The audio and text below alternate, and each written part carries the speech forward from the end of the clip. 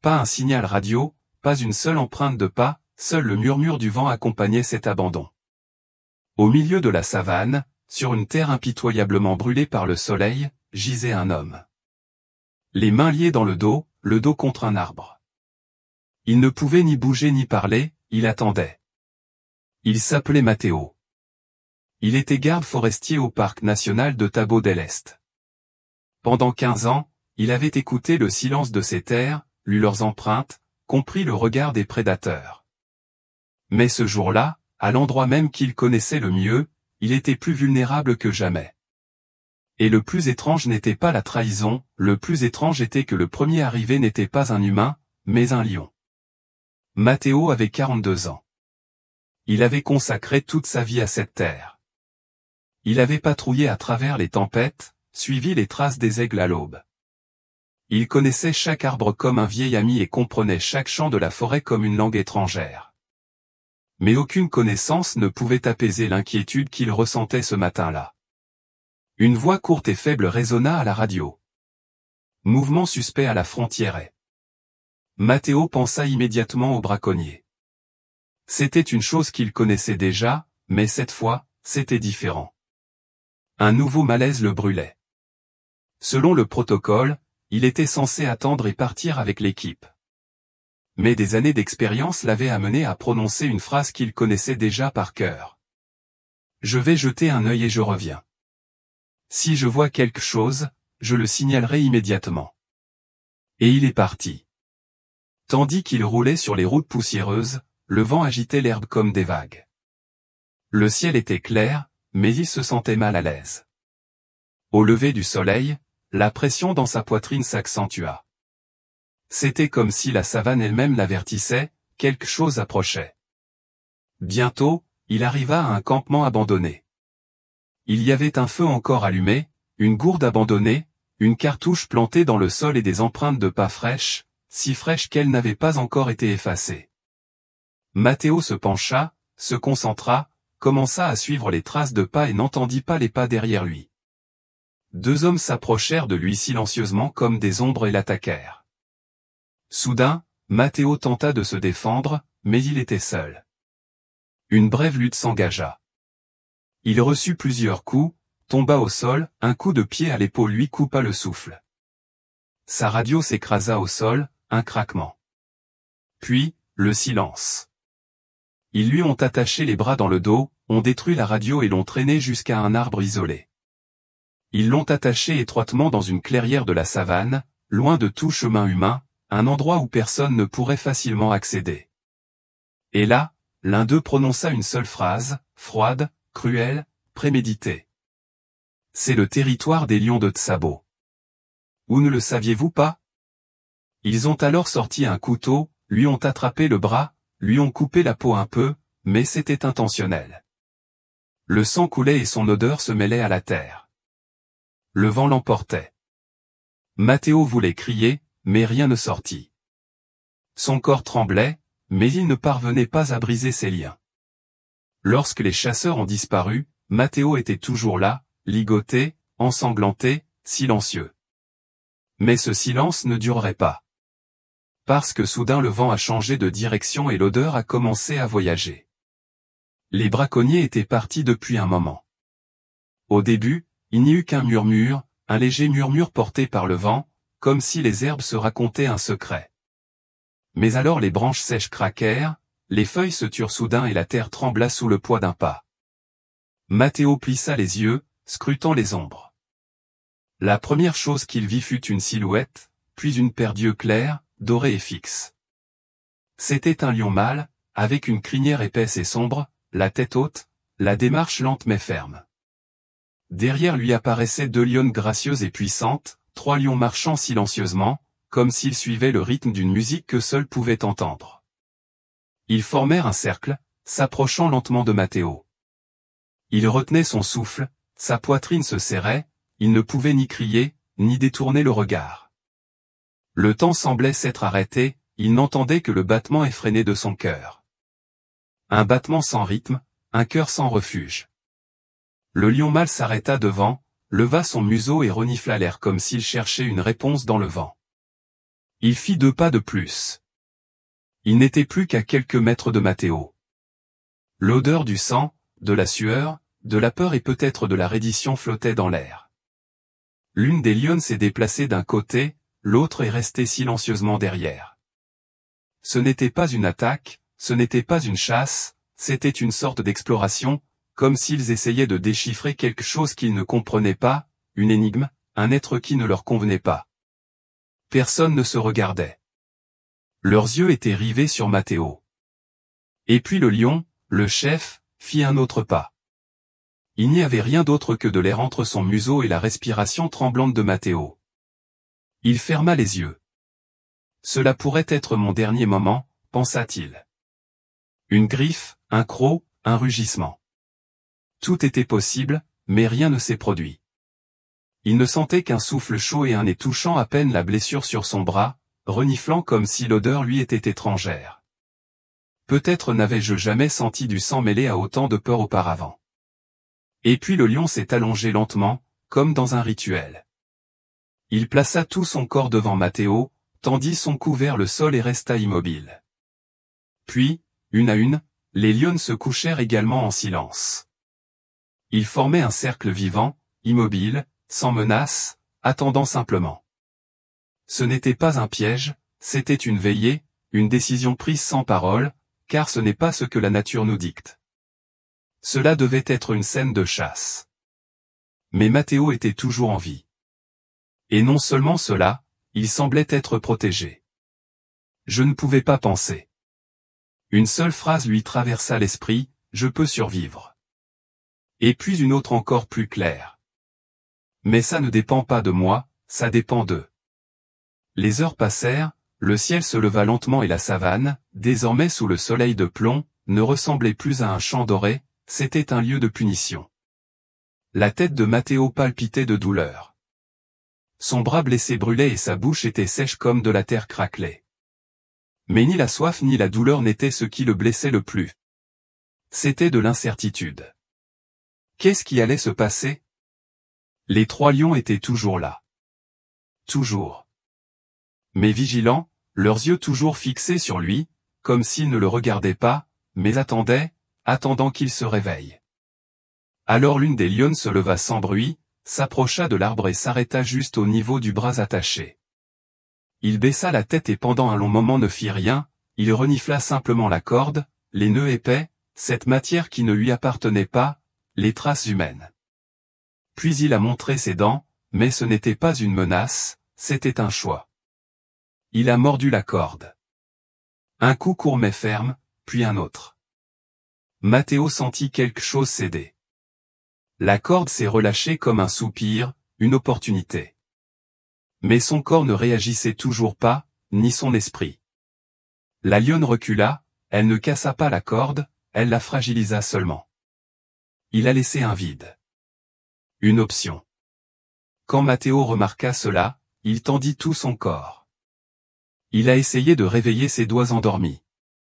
Chaque mouvement ressemblait à un cri, mais il n'abandonnait pas. Il tendit ses doigts vers le nœud. Le temps semblait épais comme du goudron. Chaque seconde, une éternité. Il a resserré le nœud. Le poignet était toujours attaché, mais les doigts étaient libres et il commença à les délier. Chaque fibre, chaque tour. C'était comme ouvrir une serrure. Les minutes passèrent et puis, finalement, la corde céda.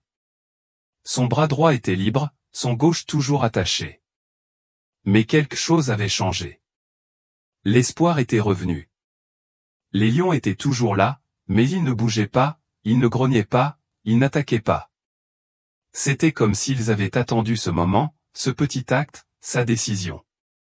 Peut-être qu'ils voulaient même le voir libre. Matteo s'appuya contre l'arbre avec son bras libre. Il était épuisé, mais une phrase lui traversa l'esprit. Ils ne m'ont pas laissé seul ici. Peut-être qu'ils m'ont gardé ici. Ils m'ont protégé, ils m'ont testé, ils m'ont accepté. Je ne savais pas.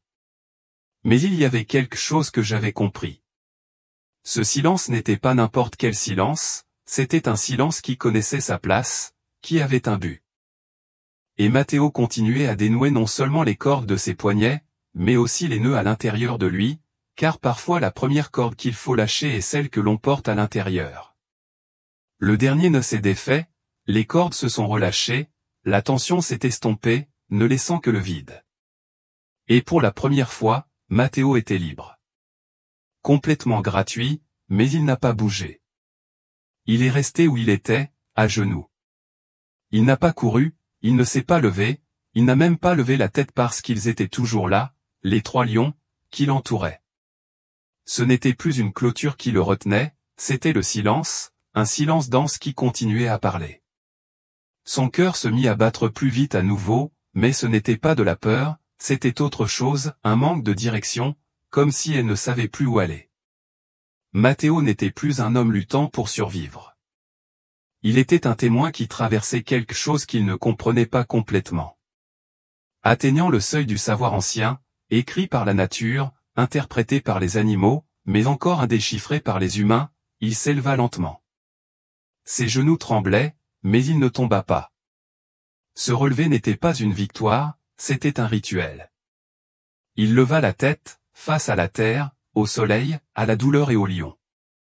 Et puis ils se relevèrent à leur tour. Dès que Matteo fit un pas, tous les trois l'imitèrent. Leur mouvement était fluide, harmonieux, mais indépendant. Matteo s'arrêta. L'espace d'une seconde, la peur revint. Et si c'était la fin, pensa-t-il. Mais ils ne s'approchèrent pas davantage. Au contraire, le lion mâle tourna la tête et s'éloigna silencieusement. Les lionnes le suivirent. Elle marchait d'un pas serein, ni rapide ni lent, comme si elle savait exactement quel espace laisser. Matteo fit un pas de plus, et il comprit. Il lui ouvrait un chemin. Il laissait des espaces entre leurs pas, comme pour dire « Viens par ici ». Ce n'était ni un ordre, ni une chaîne, ni un commandement, juste une invitation. Le soleil était déjà penché vers l'ouest. Le ciel avait perdu de sa dureté. La savane dorée rougissait. Le vent ne faisait plus que remuer l'herbe, il chassait aussi la sueur du front de Matteo. L'homme attaché à un arbre ce matin-là marchait maintenant à 6 pas, accompagné de 3 lions. Et à cet instant, il ne demanda rien, ne dit pas « Où allons-nous » ni ce que cela signifiait. Il marchait, tout simplement. Parce qu'il y a des questions auxquelles on ne peut répondre qu'en marchant, et il y a des silences qui ne peuvent se dissoudre que dans le mouvement. À cet instant précis, l'horloge du centre de conservation marquait le crépuscule. Le soleil se couchait derrière les bâtiments. Les ombres s'allongeaient, mais à l'intérieur, le temps s'était arrêté. Personne ne parlait, une seule phrase résonnait dans l'esprit de Samuel. « Je vais juste jeter un œil et je reviendrai. » Ce fut la dernière chose que Matteo dit ce matin-là, mais il ne la répéta plus. Et maintenant, le silence était un avertissement, un fardeau, comme si quelque chose d'irréparable allait se révéler. Ils ont essayé de contacter la radio à plusieurs reprises, changer de fréquence et changer la batterie. Rien, juste le silence. Samuel se leva. Un bref bourdonnement emplit la pièce, et le silence retomba. Tous le regardèrent. Son visage ne dissimulait plus la tension. L'attente touchait à sa fin, et finalement, d'une voix ferme, il dit « On ne peut plus attendre. Allons le chercher. » 2 hommes réagirent instantanément. L'un décrocha la grande carte du mur. L'autre prépara les radios, la boussole et la trousse de premier secours. Leurs pas étaient déterminés, non pas urgents, mais précis, comme s'ils savaient que chaque seconde comptait. Ils sortirent, analysèrent la direction que Matteo avait dû prendre, le vent, les derniers points avec un signal, et suivirent la piste. Les traces de pneus restaient dans la terre, mais à un moment donné, elles s'arrêtaient comme si le véhicule s'était arrêté et que le silence avait tout enveloppé. Il les conduisit jusqu'à un camp abandonné. Leurs yeux s'aiguisèrent. Désormais, chaque détail pouvait être la clé. Une radio cassée au sol, une cantine renversée et un arbre autour duquel la terre était retournée. Samuel se pencha, toucha le sol, le palpa de la paume de sa main. Il n'était pas mouillé, mais compact et marqué. On y lisait des traces de lutte, des empreintes humaines et même des traces d'animaux. Les premières phrases d'une histoire qui n'avait toujours pas de fin. Il s'est passé quelque chose ici, murmura Samuel, mais nous ne savons pas encore quoi. L'équipe se tut. Chacun regarda vers l'horizon, comme à la recherche d'un signe, d'un mouvement, d'un peu d'espoir. Et à ce moment-là, une seule phrase traversa l'esprit de Samuel. « J'espère qu'il n'est pas trop tard. » Le jour penchait déjà vers l'ouest. Les arbres, avec leurs longues ombres, semblaient vouloir arrêter le temps. Matteo et les 3 lions avançaient au même rythme. Un voyage silencieux, une marche partagée. Les pas de Matteo n'étaient pas hésitants, mais ils n'étaient pas légers non plus. Son corps était épuisé, son esprit calme, mais quelque chose en lui était sur le point de s'éveiller, la compréhension. Puis la couleur de la terre changea. Sous leurs pieds, le sol sec commença à se ramollir. L'herbe céda la place à un sol humide. Matteo reconnut l'endroit. C'était le lit d'un ruisseau qu'ils avaient autrefois traversé, presque à sec, mais il y avait encore des mares silencieuses. Comme des miroirs figés dans le temps, les lions ralentirent leur rythme. Le mâle s'arrêta le premier, leva la tête et huma l'air. Les autres suivirent. C'était comme si cet endroit avait été choisi comme point d'arrêt. Comme un point final, ou peut-être un seuil. Matteo tomba à genoux. Le craquement de ses os trahissait son usure. Il plongea ses mains dans l'eau. Le froid lui picotait la peau, comme si la nature lui parlait à l'oreille. Sueur, sang, solitude. Il les lava lentement, comme s'il lavait non seulement son corps, mais aussi sa mémoire. Puis il leva les mains et but. Chaque gorgée étanchait non seulement la sécheresse de sa gorge, mais aussi la soif profonde qu'il ressentait. Chaque goutte éclaircissait ses yeux, éclaircissait son esprit. Les lions étaient proches, non pas comme une menace, mais comme un calme qui l'entourait. Ils ne se sont pas rapprochés, ils ne sont pas partis, ils étaient juste là, comme des gardiens invisibles surveillant ses arrières. Le lion mâle continuait de regarder droit devant lui, reniflant le vent. Quel prédateur arrivait? Quel animal passait? C'était comme s'il savait tout, mais il s'en fichait, car maintenant sa mission était différente. Les femelles étaient calmes, mais alertes. Leurs yeux ne fixaient plus le sol, mais Matteo. Au bout d'un moment, il s'appuya contre un rocher, posa ses mains sur le sol, leva la tête et, pour la première fois, regarda autour de lui, non pas avec peur ou doute, mais avec gratitude. L'eau, les arbres, la terre, tout est resté pareil. Mais plus rien n'était comme avant, car Matteo avait changé. Le silence qu'il partageait avec les lions n'était plus un mystère, c'était un langage sans mots, fait uniquement de présence. Et ce silence lui disait quelque chose d'ancien, quelque chose d'oublié depuis des siècles. Au bout d'un moment, le lion se leva et regarda Matthieu. Ce n'était ni un avertissement ni un ordre, c'était juste un adieu. Et il s'est mis en route. Les femelles le suivaient avec le même calme, avec le même poids. Matteo se leva et regarda une fois de plus en arrière. Les arbres, l'eau, les rochers n'étaient plus une menace, ils étaient chez eux. Et il commença à marcher. Les lions étaient devant, mais c'était comme s'ils l'accompagnaient toujours. C'était peut-être son but. Peut-être qu'ils sont juste venus pour l'emmener là-bas, à la porte d'un test. Et maintenant, chacun partait de son côté. Matteo a fait ses premiers pas seul, mais il ne se sentait pas seul, car en lui une phrase est devenue définitive. Cette solitude n'est plus de la solitude. Les pas de Matteo étaient lourds, mais sûrs. Il marchait seul au milieu de la savane. Je pense à la façon dont la journée avait commencé, attaché à un arbre, saignant, attendant de mourir. Cela semblait être un miracle maintenant, mais son corps était encore à sa limite. La blessure sur son bras la faisait palpiter, chaque pas lui semblait lourd comme si ses pieds s'enfonçaient dans le sol.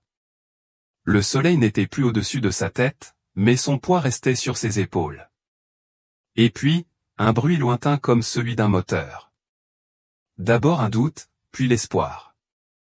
Matteo dressa l'oreille. Oui, c'était un véhicule. Et il approchait. Il plissa les yeux. À l'horizon, un nuage de poussière et, de ce nuage, la silhouette d'une voiture. Ci-dessus, un homme avec des jumelles explorant le terrain. Matteo leva son bras avec ses dernières forces, mais il ne put le lever très loin. Il fit encore quelques pas et tomba à genoux. Mais c'était suffisant. Il l'avait vu. Quelques minutes plus tard, le véhicule l'atteignit. La porte s'ouvrit et la première voix qu'il entendit lui était familière. Matteo était Samuel, le chef d'équipe. Son visage était partagé entre la terreur et la joie. On te croyait mort. On te cherche depuis ta disparition. Matteo ne pouvait pas répondre.